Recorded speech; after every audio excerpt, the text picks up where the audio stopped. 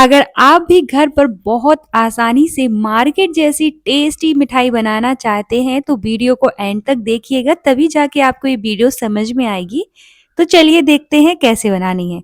सबसे पहले कढ़ाई लेंगे जिसमें डालेंगे घी। तो मैंने यहाँ पर आधी कटोरी घी लिया है, उसके साथ 1 कटोरी मैदा लिया है। तो आज की जो मिठाई है वो हम बिल्कुल मार्केट स्टाइल में बनाकर तैयार करेंगे। तो सबसे पहले आधी कटोरी घी के साथ हम 1 कटोरी मैदा डालेंगे। घी की क्वांटिटी यहाँ पर आप थोड़ी बहुत कम कर सकते हैं। अगर आपके पास घी की सुविधा नहीं है तो यहाँ पर आप रिफाइंड ऑयल का भी यूज कर सकते हैं, बट ध्यान रखना है कि हमें सरसों का ऑयल नहीं लेना है, रिफाइंड ऑयल ही लेना है। और अगर आप चाहें तो आधा घी और आधा ऑयल भी डाल सकते हैं, लेकिन मिठाई जो है वो घी में ही अच्छी लगती है, तो कोशिश करिए कि मिठाई को घी में ही बनाएं। तो बस इस तरह से हमें मैदा और घी को अच्छे से मिक्स कर लेना है और लो फ्लेम पर अच्छे से इसको हमें भून लेना है। मैदा को हमें बहुत अच्छे से रोस्ट करना है, कम से कम 5 से 6 मिनट के लिए इसको रोस्ट करिएगा लो फ्लेम पर, ताकि इसका कच्चापन निकल जाए। तभी जाके आपकी मिठाई का बहुत ही ज़्यादा बढ़िया टेस्ट आएगा। आज हम इसको बिल्कुल मार्केट स्टाइल में बनाने वाले हैं, तो बिल्कुल स्टेप बाय स्टेप अगर आप भी इस तरह से बनाते हैं तो एक बार में ही आपकी मिठाई बिल्कुल परफेक्ट बनकर तैयार होगी। इसके बिगड़ने के चांसेस बिल्कुल भी नहीं रहेंगे।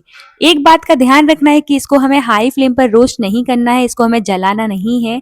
मैदा को अच्छे से रोस्ट करना है और इतना रोस्ट करना है कि इसका कच्चापन निकल जाए। जितने अच्छे से आप रोस्ट करोगे उतना ही बढ़िया आपकी मिठाई का टेस्ट आएगा। लेकिन उससे पहले अगर आप मेरे चैनल पर नए हैं तो चैनल को सब्सक्राइब और वीडियो को लाइक करना ना भूलें और ज़्यादा से ज़्यादा शेयर करें। और मुझे कमेंट सेक्शन में ज़रूर बताइएगा कि आप ये वीडियो कहाँ से देख रहे हैं, ताकि मुझे पता चले कि मेरी वीडियो कहाँ कहाँ तक पहुँच रही है। तो बस इस तरह से हमें रोस्ट करके उसको साइड में रख देना है। अब लेंगे हम कोई भी पैन ले लेंगे, कोई भी बर्तन ले लीजिए, उसमें डालेंगे चीनी। तो चीनी यहाँ पर मैंने 1 कटोरी डाली है, साथ ही में 1/4 कटोरी और डाली है। बस इतनी ही चीनी डालेंगे, आप थोड़ी बहुत कम भी कर सकते हैं। अब इसके साथ आधा पानी जाएगा, जितनी हमने चीनी डाली है उसका आधा पानी डालेंगे हम। जिस कटोरी से आप मैदा ले रहे हैं उसी कटोरी से हम चीनी लेंगे, और अगर आप चीनी कम करेंगे तो आपकी मिठाई परफेक्ट बनकर तैयार नहीं होगी। तो 1 कटोरी चीनी तो हमें डालनी ही है। जितना हम मैदा लेंगे उतनी तो हमें चीनी डालनी ही है। तब तक चीनी को हम पिघलने देते हैं, तब तक के लिए हम आगे की तैयारी कर लेते हैं। तो यहाँ पर मैंने एक ग्राइंडर जार लिया है जिसमें डाली है मैंने 10 से 15 बादाम, साथ ही में हम 10 से 15 काजू डालेंगे और इनको बढ़िया से हमें ग्राइंड करना है। यहाँ पर मैंने फ्लेवर के लिए 2 इलायची ली है और उनके बीज निकाल कर उसमें डाल दिया है। इसी के साथ हम इसको ग्राइंड कर लेंगे। अगर आपके पास इलायची का पाउडर है तो उसका भी यूज कर सकते हैं, और अगर आपको इलायची का फ्लेवर नहीं पसंद है तो इसको बिल्कुल स्किप कर सकते हैं। तो मैंने यहाँ पर बीज निकाल के डाल दिए हैं, और जो छिलके बचे हैं उनका हम बाद में यूज करेंगे। चाय वगैरह में आप इसका यूज कर सकते हैं। तो बस इस तरह से हमें उनके बीज निकाल के डाल देने हैं और बढ़िया से इस तरह से ग्राइंड कर लेना है। तो इसको भी हम ऐड करेंगे अपनी मिठाई में। अगर आप चाहें तो इनको स्किप कर सकते हैं, बिल्कुल ऑप्शनल है। तो बस इस तरह से हमें देखिए चीनी को पिघला लेना है और एक तार की चाशनी बनाकर तैयार करनी है। बहुत आसान सी रेसिपी है और जल्दी बनकर तैयार हो जाती है और बिल्कुल मार्केट जैसी बनकर तैयार होती है। महंगे दामों पे मार्केट से खरीदने से अच्छा है कि आप घर पर ही बहुत सस्ते में ये मिठाई बनाकर तैयार कर लें। तो देखिए अब हम चेक कर लेते हैं। तो इस तरह से जब चीनी पिघल जाए उसके बाद हमें 2 से 3 मिनट के लिए उसको पकाना है, और उसके बाद चेक करेंगे। अगर इस तरह से एक तार बन रहा है तो समझ जाइए कि हमारी चीनी जो है बिल्कुल परफेक्ट है, चाशनी बनकर तैयार हुई है। एक तार वाली चाशनी हमें चाहिए है। तो हमारी चाशनी बनकर तैयार है। अब हम कोई भी थाली ले लेंगे, आप ट्रे ले लीजिए, केक टिन ले लीजिए। उसको सबसे पहले तो घी से अच्छे से ग्रीस करेंगे, घी या ऑयल से अच्छे से ग्रीस कर लीजिए। ग्रीस जरूर से करिएगा, तभी जाके जो आपकी मिठाई है वो निकलेगी। तो बस इस तरह से मैंने थाली को ग्रीस कर लिया है। अब इसको साइड में रखेंगे। अब जो हमने मैदा को रोस्ट करके रखा था उस कढ़ाई को लेंगे। अभी मैंने गैस चालू नहीं किया है, अभी गैस चालू नहीं करेंगे, अभी ठंडा हो चुका है मिक्सचर। तो हमें ठंडा ही मिक्सचर चाहिए। सबसे पहले तो जो हमने ड्राई फ्रूट्स को ग्राइंड करके रखा था उसको डालेंगे।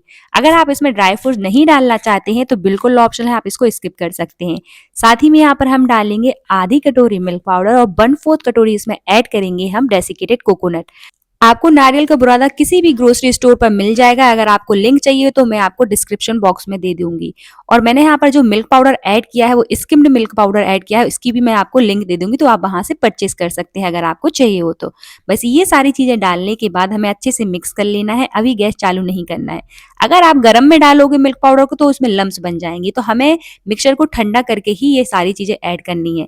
मिल्क पाउडर को स्पेशली हमें ठंडा करके ही डालना है क्योंकि उसमें लम्स बन जाते हैं। बाकी सीधे आप गरम में डाल सकते हैं, लेकिन मिल्क पाउडर को आप मिक्सचर को ठंडा करके ही डालें।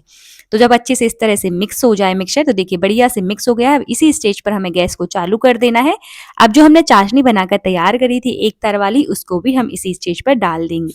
तो बस हमें एक साथ सारी चाशनी को डाल देना है और अच्छे से लो टू मीडियम फ्लेम पर इसको मिक्स करते रहना है और पकाते रहना है। तो अच्छे से मिक्स कर लेंगे। इस तरह से आपके मिक्सचर में लम्स भी नहीं बनेंगे और आपकी मिठाई बिल्कुल परफेक्ट बनकर तैयार होगी। तो यहाँ पर मैंने मिल्क पाउडर का यूज किया है, आप चाहे तो इसको स्किप भी कर सकते हैं। मिल्क पाउडर डालने से क्या हुआ कि इसमें मावे जैसा टेक्सचर आएगा और बहुत ही ज्यादा टेस्टी बनकर तैयार होती है। तो अगर आप चाहें तो इसको स्किप भी कर सकते हैं। यहाँ पर मैंने दूध और पनीर वगैरह का यूज नहीं किया है, मावा का यूज नहीं किया है, इसलिए मैंने यहाँ पर मिल्क पाउडर का यूज किया है।